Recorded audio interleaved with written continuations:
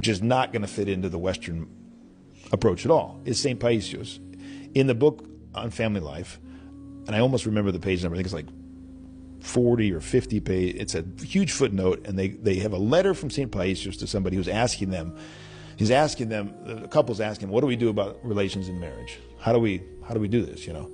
And he it's very orthodox, very characteristic. He says, these are things that are left to the philotimo, it's the Greek term, of each person. In other words, the spiritual struggle and desire of how ascetic they want to be, basically. But then what does he do? He gives examples. This is very characteristic of the fathers. They give examples of virtuous couples that he knew to imitate.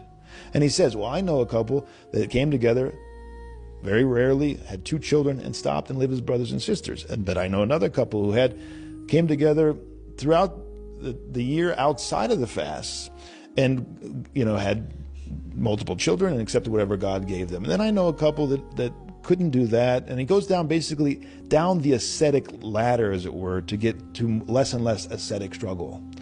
And then he says, and then there's people who couples who can't even keep the fast, and that's why there's confession. Something like that, I'm paraphrasing. So he gave, instead of saying, well, this is the legal teaching, this is the moral teaching, which we can do that too, he prefers to say, here's the examples to imitate. Here's the ascetic struggle. Here's the boundaries.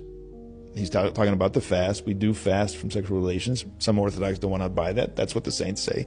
There's a lot of Orthodox today who don't represent Orthodoxy well, because they're just going off of, bits and pieces instead of trying to do what St. Paisios is telling this person to do. Imitate the virtuous ones. Imitate the saints. Now, you might say, well, I can't do that. Okay, well, do what you can.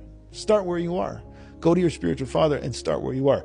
Bed is sanctified. Yeah, it's sanctified when we cooperate with the grace of God. It's not automatically sanctified. Do whatever you want. The marriage bed is blessed. Absolutely. What does that mean, though? It means in the way that Christ wants. So there's boundaries. And the saints talk about the boundaries. The boundaries, I don't want to get explicit, but there's certain things we don't do as Orthodox Christians within marriage that the world says is okay. Absolutely anathema, and you will not have spiritual progress if you do those things.